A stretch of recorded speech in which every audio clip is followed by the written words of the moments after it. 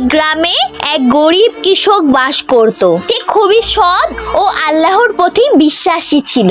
প্রতিদিন কঠোর পরিশ্রম করেও তার সংসার চালানো কঠিন হয়ে পড়ত। একদিন সে ক্ষেতের কাজ শেষে বাড়ি ফিরছিলেন। তখন সে পথে একটি ছোট থলে পেল। থলেটি খুলে দেখলো এতে অনেক স্বর্ণ মুদ্রা আছে।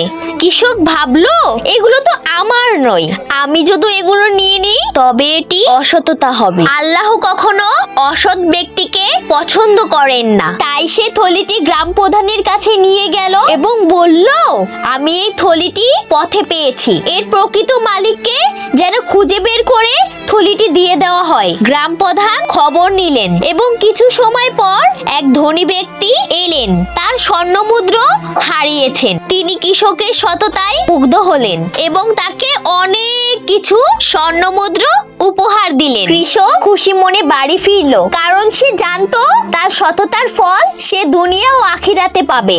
আল্লাহ বলেন, যে ব্যক্তি আল্লাহকে ভয় করে এবং সততার পথে চলে, আল্লাহ তাকে এমন উপায় থেকে রিজিক দান করে যে সে কল্পনাও করতে পারে না। সততা ও আমানতের হক আদায় করা একজন মুসলিম ব্যক্তির কর্তব্য। আপনি কি এই কর্তব্য পালন করছেন নাকি করছেন না তা কিন্তু কমেন্টে জানাতে ভুলবেন না।